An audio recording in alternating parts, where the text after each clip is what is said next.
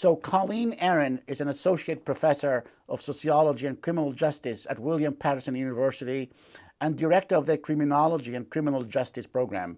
Her first book, Bernie Madoff and the Crisis, which is here, was published by Stanford University Press, and she's currently in contract for a second book called Reform Nation, The Movement to End Over-Incarceration, also scheduled to be published by Stanford University Press.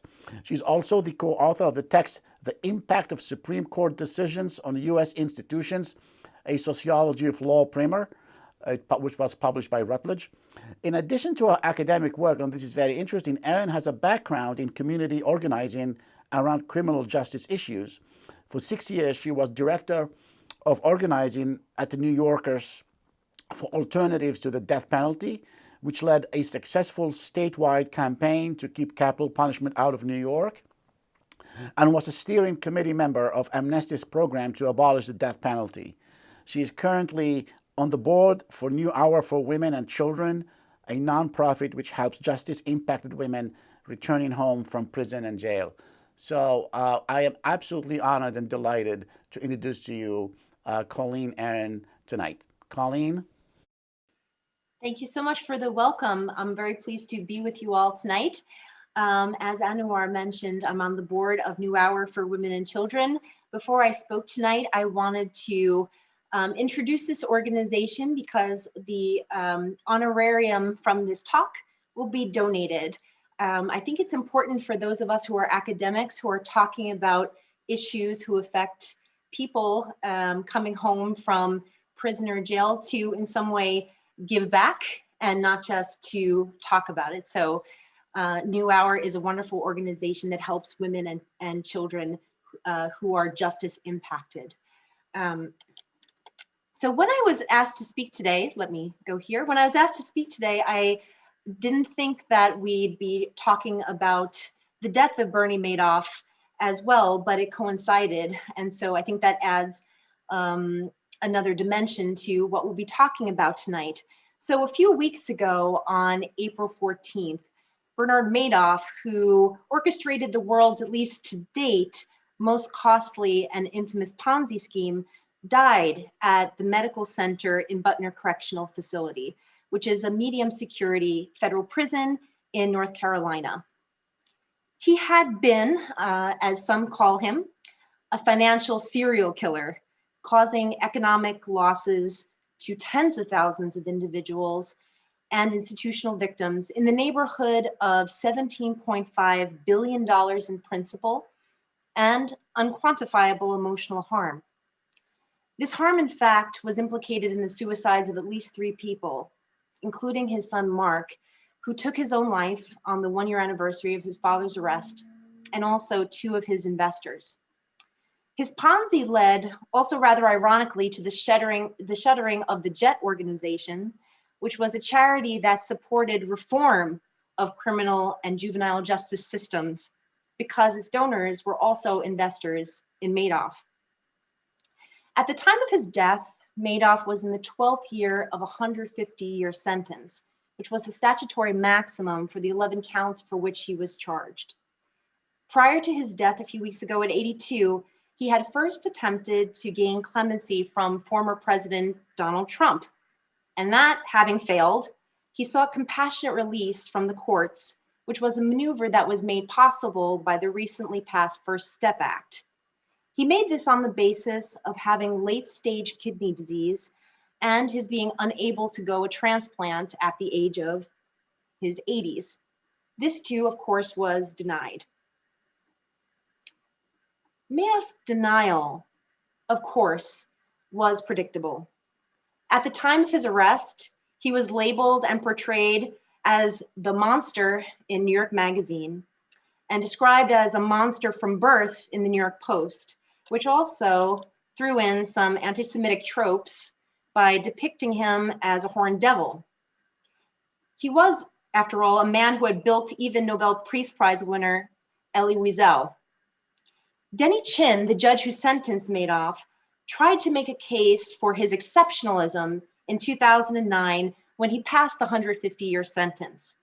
He said, The message must be sent that Madoff's crimes are extraordinarily evil. Among the calls for harsh and degrading punishment that were suggested in the media included electrocution, hanging, stoning, being made to clean latrines with a toothbrush.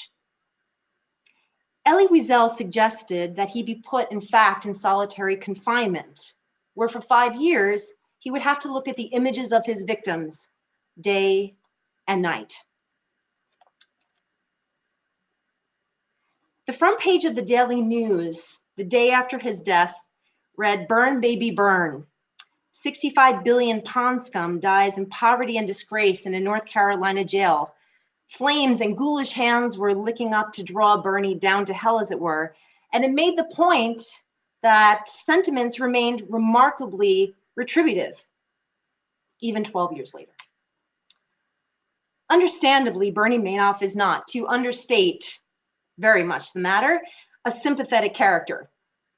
He caused emotional harm, economic and emotional harm on an extraordinary scale, yes, and he was also someone who had extraordinary privileges.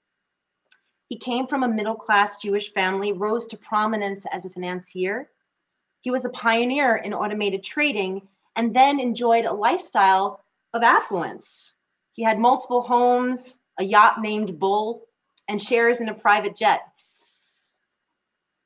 When we think about reforming the system of mass incarceration, which has led to over 7 million Americans being under correctional control, including 2.2 million people in prison or jail, and the excesses of the system, from capital punishment to 10,000 juveniles under the age of 18 in adult jails and prisons, why should we think about Bernard Madoff types at all?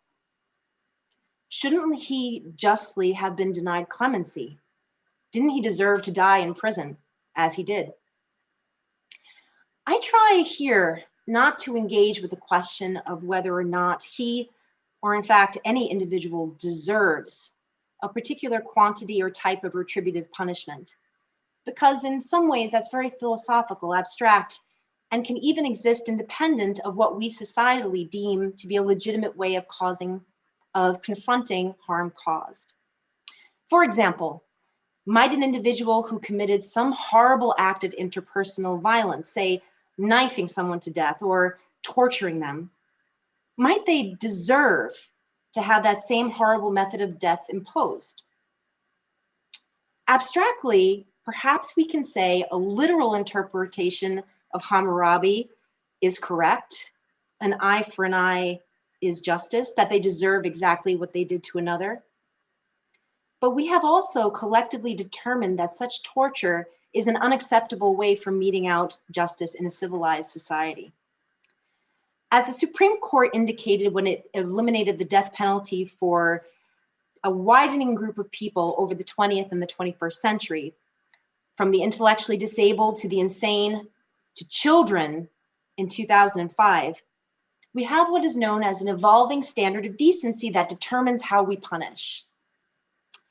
Rather, when we are confronted with a case such as that of Bernie Madoff, where we think such an individual deserves a rare kind of just desserts because the case is an exceptional outlier, when we think of him and other outlier individuals as extraordinarily evil, monsters by some metric, whether it is the amount stolen in the case of Madoff or the mode in which the crime was committed, in his case, betraying friends, family, and networks with whom he had a religious connection, or the motive that undergirds the crime, or the nature of the offense. What is important to remember is that laws and policies cast a far, far, far wider net. Demanding excessively harsh punishment for Bernie Madoffs may feel emotionally satisfying, or even a kind of equaling of the scales of justice for people like him who so often seem to get away with light punishment or no punishment at all, vis-a-vis groups without the same types of class and racial advantages. But in doing so, there are several unintended negative consequences. First, As I have argued in my book, Bernie Madoff and the Crisis, this lets systems and processes about individuals who can then be easily locked up and the key thrown away off the hook. Individuals are thrown away, and that lets systems off the hook. In Madoff's case, his Ponzi was allowed to metastasize over decades because the Securities and Exchange Commission ignored multiple warnings and conducted inadequate investigations. If he had been apprehended in 1992, which was when the first complaint about Madoff was made and brought to the SEC's attention, could have he avoided the label of monster? Might he not have died in prison with a 150-year sentence? But a second unintended negative consequence. By making Madoff into a monster, dehumanized, unworthy of consideration for compassionate release, to die outside of prison, we continue to uphold the cultural value of excessive punitiveness, which has contributed to American exceptionalism in incarceration, leaving in place the structural apparatuses which inevitably ensnare many, many more, and almost invariably more marginalized and vulnerable people. The existence of our harshest sentences and methods of punishment, from capital punishment and life without parole, solitary confinement, criminal policies that disenfranchise, such as banning those who are incarcerated not only from voting while in prison, but also from voting for life in certain states, opposition to policies that would make a significant dent in the number of the incarcerated, from bail reform and parole reform to sentencing reform. This is predicated on a myth. That myth is that a system can exist that selectively punishes harshly only those who are worst of the worst, those who are beyond redemption or sympathy. The ones like Madoff, who had a rational choice to commit a crime and still did so. These unsympathetic others, even in a criminal justice system that is arguably created out of an entire class of others. At the same time, because the criminal justice system is so responsive to changes in public sentiment, with elected officials, prosecutors, law enforcement, judges, and so forth needing to account for its failures, the specter of someone in the other category being given some kind of perceived leniency, at least from American criminal justice standards, and the public outcry that that would raise, or worse, being given some kind of perceived leniency and then recidivating, committing another crime. The specter of this haunts lawmakers, furthermore acting to keep regressive policies in place. Right and left at this point in history largely concur that change needs to happen, just as they concurred in the 1970s, 80s, and 90s that change needed to happen in the direction of more incarceration and longer sentences. But criminal justice reform will fall far short of the dramatic institutional changes needed to not have 25% of the world's prisoners if the dominant impulse continues to be retribution, and if high-profile cases such as Madoff's continue to drive policy. We have to get comfortable with the very inconvenient fact that most of the people who are in prison are not there for nonviolent first-time drug offenses where there is no harm done to another individual or to the community. Many may indeed be unsympathetic. The idea that, why don't we let everybody out who is in there for selling marijuana first? And then we'll talk about everyone else. Unfortunately, doesn't get us very far. John Pfaff in his research shows that people who commit unambiguously low-level drug offenses, nonviolent first or second-time drug offenses, make up only 6% of those who are convicted of drug offenses, or about 1% of those who are incarcerated in state systems, and 2% of those who are in federal. Even if we sent everyone who is in prison for a drug offense free, that would only cut our current incarceration population by 16%.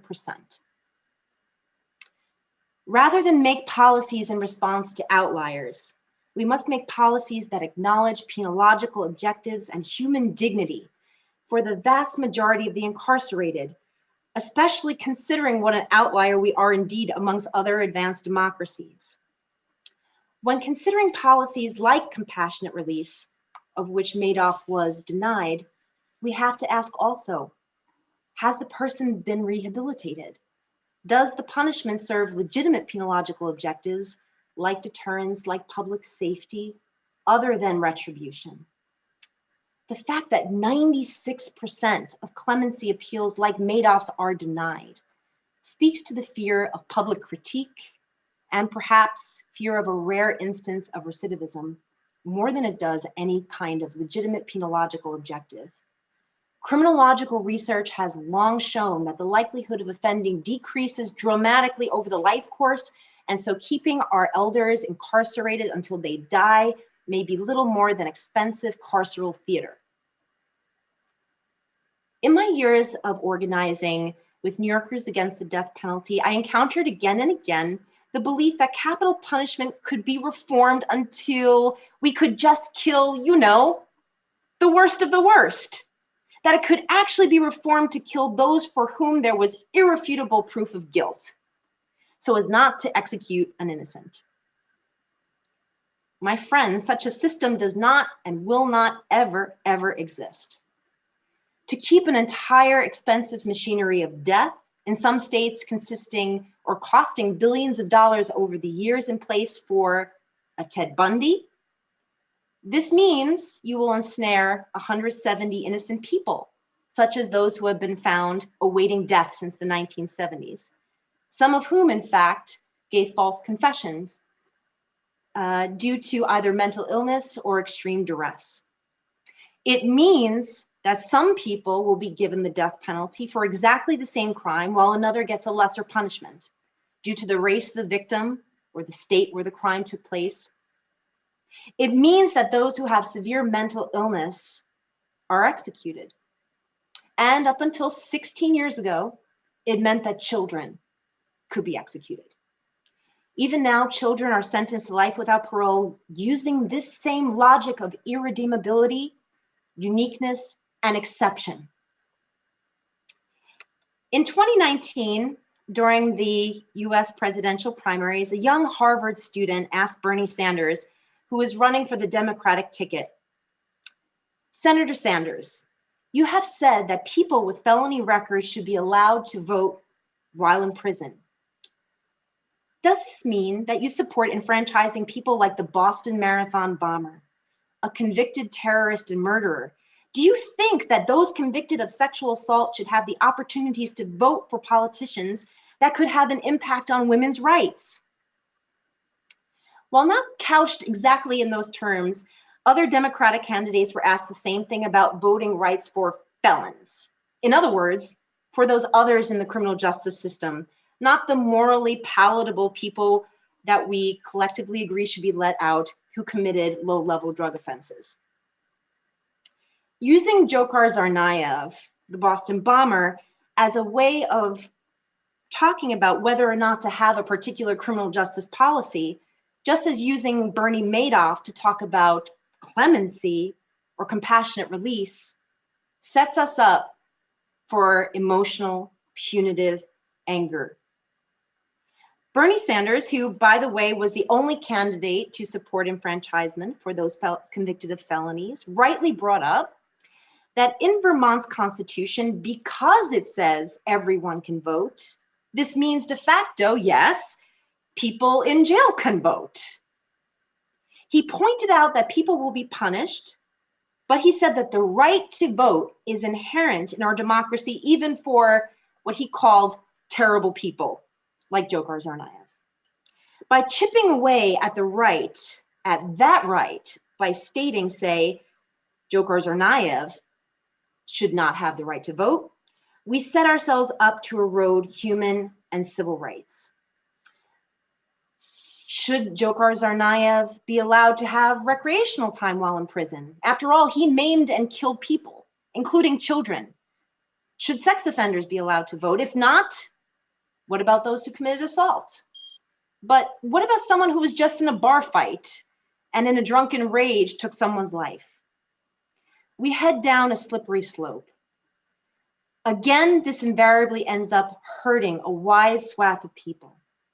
Currently in the US, 1 in 44 adults cannot vote because of a prison record, and this leads to an even greater number of particularly Black voters being unable to participate as full citizens in our democracy. Sound familiar?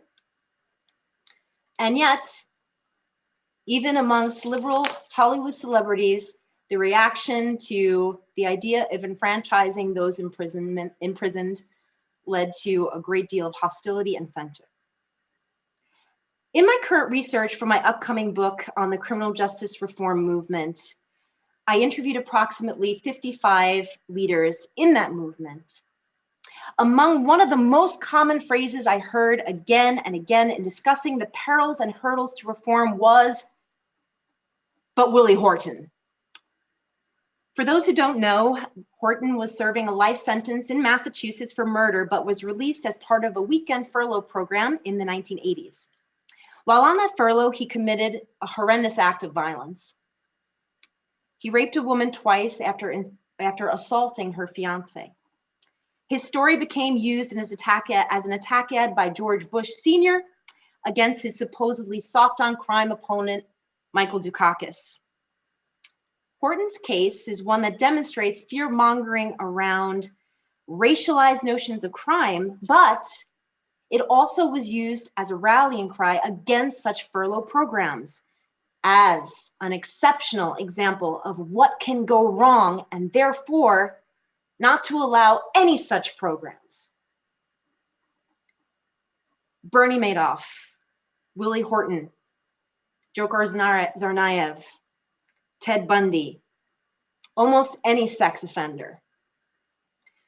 There is a long list of monsters we have created and are at the ready to justify a retributive and excessive system of punishment.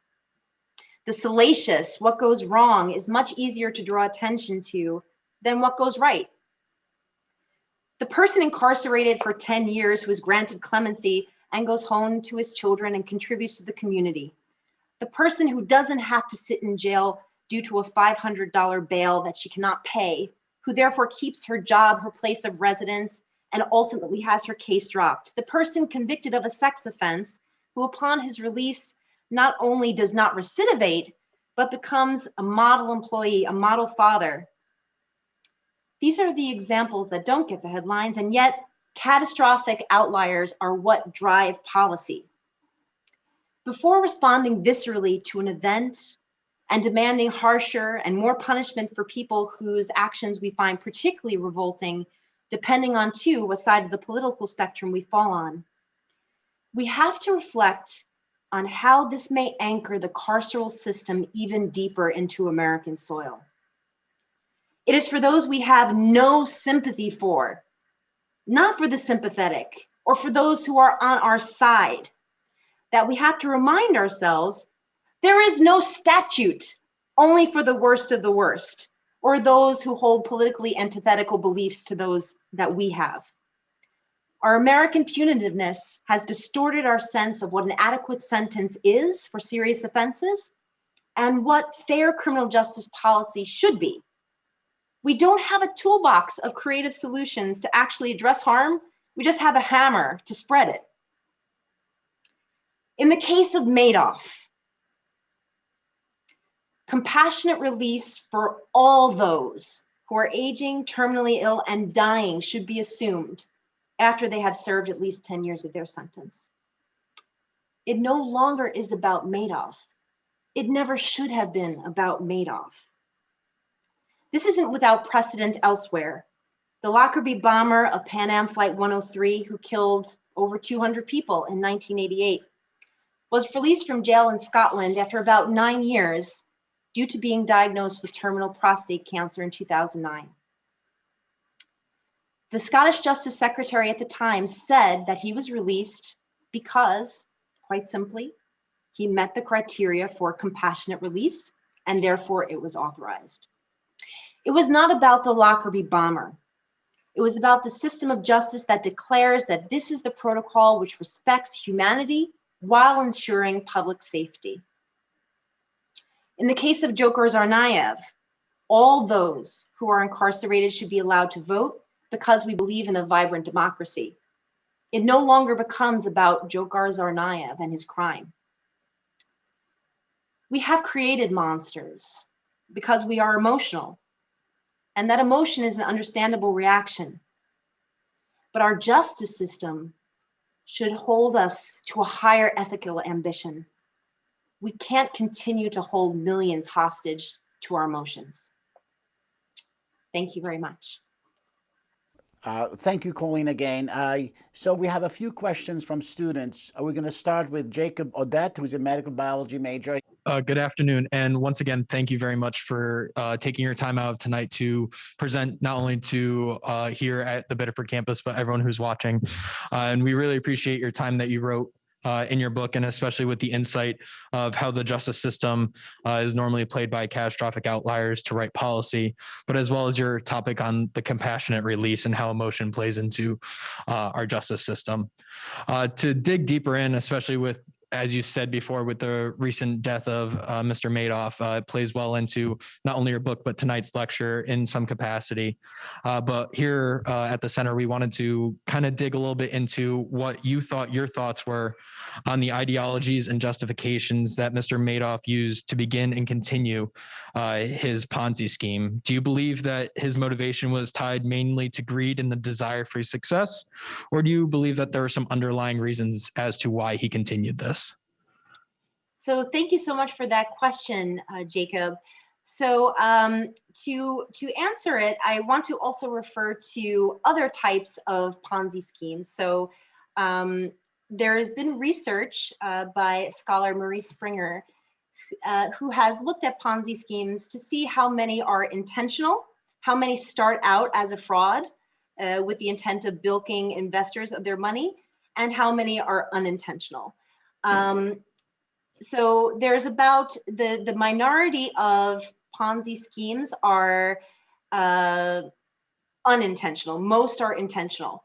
Mr. Madoff's scheme was unintentional, but let me clarify and say that that does not let him off the hook. By unintentional, I mean that he started out as a legitimate business. This was not organized from the get-go. From everything that has come out of the court documents and investigation, this was his business originally was not a fraud. However, it did become one. And his explanation was that during a time of recession, he was unable to execute the trades that would be required to make his investors money. And so he shorted his strategy, expecting the market to turn around. And then it never turned around. And so he had to cover the losses with an increasing lie that then metastasized over the years into this massive Ponzi scheme. I think that most humans have multiple motives. We're not motivated by greed alone. We're not motivated by helping people alone. Everything is very complicated. I think that in Madoff's case, he was motivated primarily by not losing face, not losing status, not admitting to being not being the Wizard of Wall Street that people thought he was. Was there an element of greed? I think there was an element of complete lack of empathy and compassion for the people who he was deceiving. I think, though, that was more motivated by not letting the Ponzi scheme collapse and having to admit that he was a failure than it was particularly by greed, because he was already a very, very wealthy person. So greed, I'm sure, was one component, but the motive for the Ponzi, which began after his legitimate business was already established, I think had to do with a combination of not wanting to let people down, an unwillingness to admit his own failures and a lack of really feeling empathy for the losses his victims would inevitably incur because Ponzi schemes inevitably collapse. Thank you very much. Thank you. Okay, our next question is from a student, Danielle Barton, and she is an animal behavior major. Oh, Danielle? Hi. Through your research and personal writing back and forth with Madoff, did your opinion of him change, or did you gain any new insights? And are there any questions that you wish you could have asked him? So I communicated with him by phone and email over the course of 10 years. And so I feel like I asked the questions that I wanted to ask in relation to the etiology of the crime, his feelings about the crime, the systemic forces that allowed the crime to go on unimpeded for so many years. I think that my opinion of him perhaps evolved after he tried to rationalize further that a Ponzi scheme had not even occurred. Towards the end of the correspondence with him, it seemed like he was really making an effort to further rationalize it to himself, which for criminologists is called techniques of neutralization. So I think he was becoming a little bit more even deluded by his own explanations for why he did that. I'm often asked the question, is he a sociopath? Did he have any remorse? And since I'm not a psychologist, I can't comment on that. There did seem to be genuine remorse. However, it was more for the way in which the schemes falling apart impacted his family, in particular the death of his sons. So I think he had a great amount of remorse for it leading to one of their suicide and then his other son dying of cancer. Other than that, I didn't have any questions that remained unasked prior to his passing. No. Thank you. Thank you. Thank you so much, Colleen. The next question is from student Afnan Yahya, and she is a medical biology major. Thank you. Thank you. Good evening. Thank you, Dr. Eren, for your lecture. So in your book, you mentioned differences that arise amongst American thought processes, for example, including like the fluctuations of liberal approach to white collar crimes versus the war on drugs. What are some ways that you believe we can work as a society, even more specifically to us as college students, to kind of address this paradox and yield solutions to these flawed structures in our capitalism? Great question. So I think that to come to your first comment,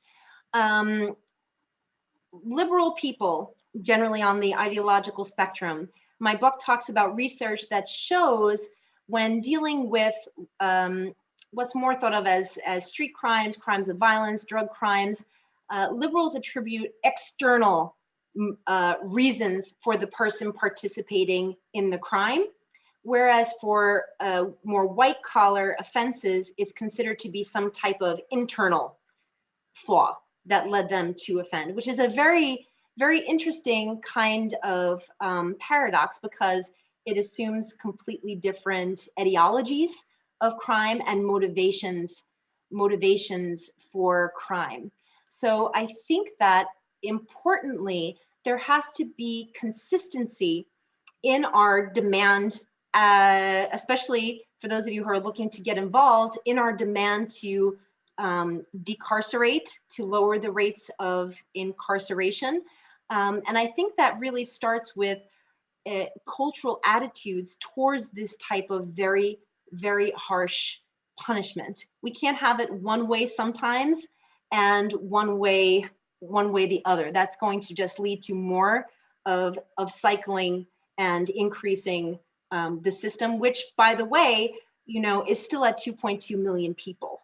So something has to begin to change. I think that whatever aspect of the criminal justice system you are working to reform, that has to be kept in mind, that what is driving it is something cultural. And until that is addressed, the other more procedural policy related pieces won't fall into place. And so to work on really, cultivating cultures that embrace a wide creative spectrum of thinking creatively, how to reduce harm without the first instinct being, for whatever type of crime it is, without our first instinct being more laws, harsher laws, and longer punishment. If we can tamp down the temperature when it comes to even instances that make us angry and demand a reaction, I think we can begin to not only reduce the harm of mass incarceration, but the harm that we experience in our communities and interpersonally. Thank you. Thank you. Thank you, Afnan. The last question by tonight from a student is by Katie Gordon, and she's a neuroscience major. So she's probably, okay, there she is, Katie. Hi, Katie. Hello. Hi. So our question was, were you or someone you know affected by the actions of Bernie Madoff? And if not, what factors motivated you to learn so much about the topic? Great question. So yes, the Jet Foundation that I mentioned at the beginning of my talk, ironically was a funder of New Yorkers Against the Death Penalty, which was the organization for which I worked. So there was this kind of strange connection in that my organization was affected. I had students who were impacted at Hunter College because the Madoff, Ponzi affected 35,000 people. But it really wasn't it wasn't necessarily that which led me to this question. As a sociologist, what really inspired me to study the case, and particularly the book really wasn't about the case so much as our social reaction to a Ponzi during a time of crisis and the conflation of his Ponzi with other types of bad behavior that led to the financial crisis of 2008, which were different things. What led me to it was, as a sociologist, as a criminologist, most of the literature about white collar crime assumes a few things. It assumes that nobody cares, that the public is largely disinterested, that the public doesn't see it as real crime. The public is always thrusting attention onto crimes of the poor, et cetera, et cetera.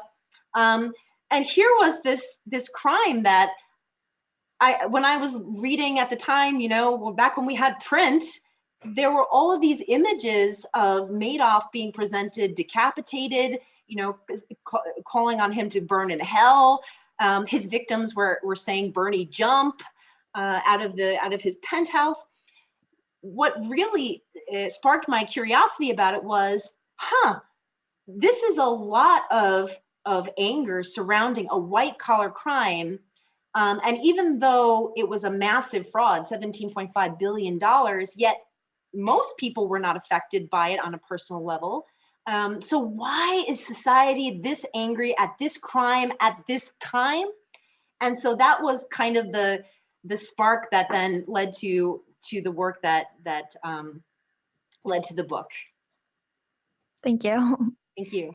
Thank you so much. Thank you, everybody. Thank you, students. Thank you, Josh. So I'm going to continue my conversation with Professor Eren and see where that leads us. I read the book with a lot of care and attention. It's exciting. It's very, very rich. So I have lots of questions, Colleen, but I want to start with the notion of, you use several times in the book, you use the notion casino economy. You describe American capitalism or maybe even global capitalism as a casino economy. And you have a wonderful chapter at the end of the book where it's called, beautifully titled, "The Banality of Risk." You talk about the risk because he Bernie Madoff, when he is reflecting on his crime, and I think he described Wall Street as a risk business, and that the economy itself, I mean, is based and on risk, and so the deterrent element of the punishment is going to end up being useless because if people who walk in Wall Street and constantly do this kind of work, they're driven by other passions that are not going to be responsive or constrained by the punishment he receives. But let's go back to the casino economy. And you mentioned also that in the Great Recession, I mean, I don't know, the figure is astounding that that basically the trillions in about between 2007 and 2009, about an estimated $12 trillion was lost to the economy. And basically no one got punished for it, basically, no one of any note. And I remember Nassim Taleb in his, I don't know whether you know him, in Skin in the Game, talks about one of the big CEOs at Citibank or Citicorp, who was previously president at Harvard. He was maybe secretary of some, eventually became secretary of the, in one of the, I think in the Clinton administration or the Bush, I can't remember, who actually got a severance pay for having done the wrong thing, a major severance pay. So, you are saying, in the book, you say that Madoff was the easy target. He is the scapegoat for this, for the tremendous abuse and losses American people endured during the Great Recession and continue to endure under the capitalist economy. Is that something that you would agree with? Yes, well, I find it interesting that even now there is this false conflation between Bernie Madoff and the financial crisis of 2008. I've gotten messages from people who have said, how can you argue for compassionate release for someone who caused the financial crisis and wiped out the livelihood of Americans, took away the value in their house, et cetera, et cetera. And while, Madoff is culpable of erasing the net worth of many people, affecting retirement accounts, as I mentioned, untold emotional and economic harm, nevertheless, his crime was actually discovered because of the crisis. It did not cause the crisis. So there's this misplaced causal link between the two things.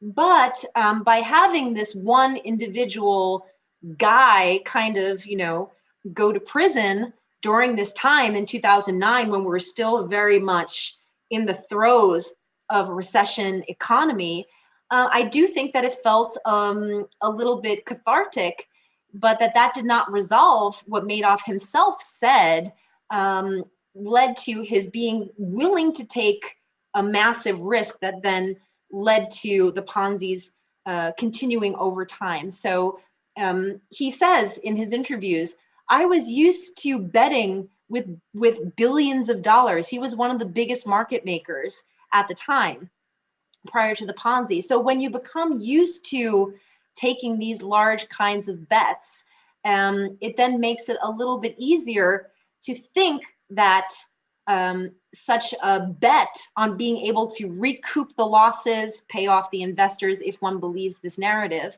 I think that is a reasonable explanation of what happened. One of the things you talk about in the book is about how white collar crime gets covered in the media, and in fact, it's actually gets, if you will, it's relegated to the business pages very often. And you call, at the end of the book, you call on people to do a better job at covering white collar crime and explaining what it means to the economy. The consequences of white collar crime are much, much bigger than street crime and other petty crimes for which people get punished and get exposed in these sensational ways in the media. So do you think two things? And do you think this global capitalist system that you talk about has very little interest in exposing all the crimes that happen under the aegis of the economy that they themselves champion and support and want to see perpetuated. And secondly, do you think I myself included, do you think, I mean, most people do not understand the workings of the economic system the way you do, and a lot of people like Madoff and other people do. So even if you try to explain to them what is happening, they get bored very quickly, and they want to see more sensational villains and those kinds of narratives that fit within other cultural narratives that you talk about in the book, like Shakespeare and so on. And Dante Dante, yes. And yes, so in speaking with the journalists who covered the Madoff case, at the end I asked them, so what has changed in the coverage? Did Madoff mean that white collar crime became sexy and you could talk about it a little bit more? And it was very interesting that a few of their answers I'd like to just point out. One was from a reporter at the Daily News. He said Madoff actually made it more difficult, not less difficult, for him to cover similar frauds because the bar was set so high. So there was this one example where he wanted to cover a Ponzi scheme artist who had bilked Staten Island residents of something like $12 million. And it was because he was not Madoff. What's 12 million when you've had a Ponzi scheme for 17.5 billion? So that didn't necessarily change the reportage. Another reporter who wrote for The Guardian said that, and I'll quote him, I remembered it, "It is hard to agitate a man on a full stomach."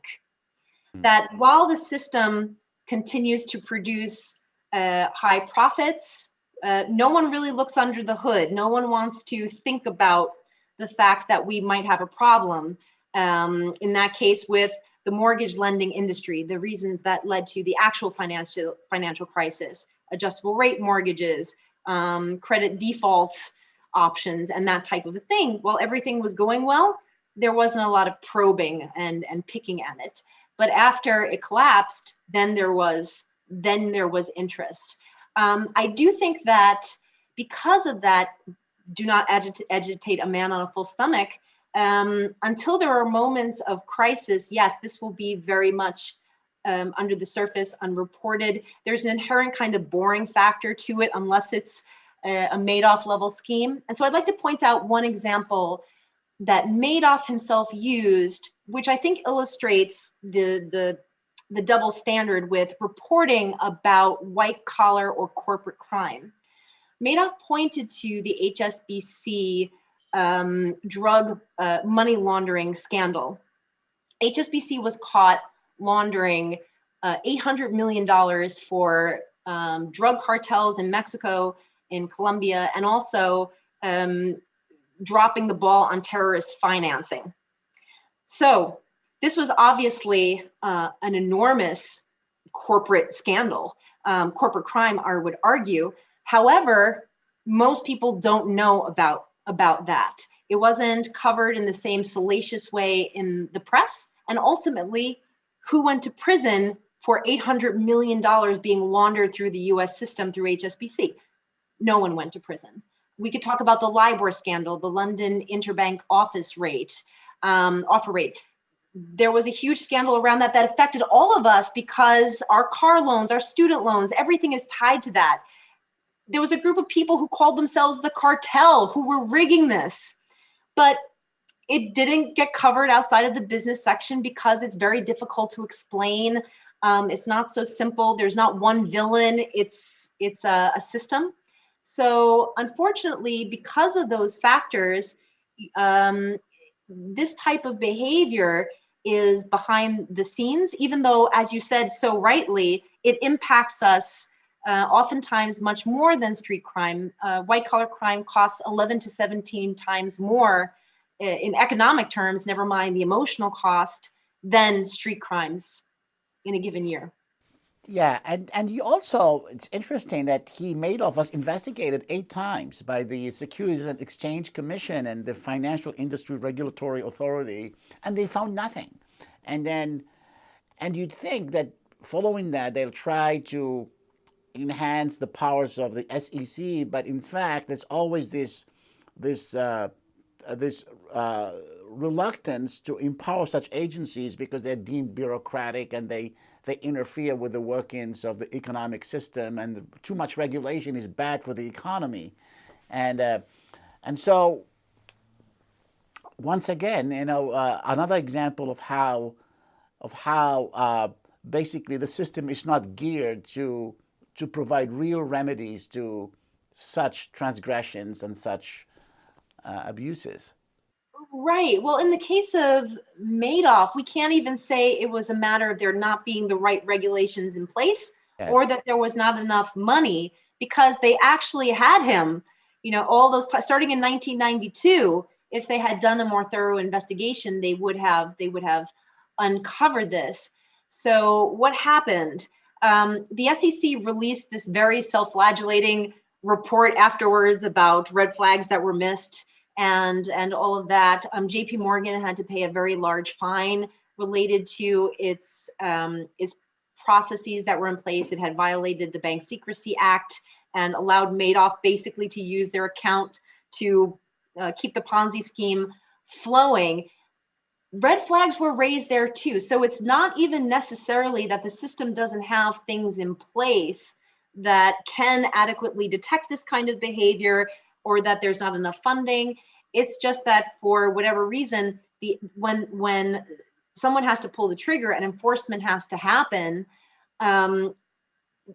if the person is in bed with the SEC, as Madoff was, if the industry is very chummy with regulators, there may not be the will to question those flags that were raised through the system.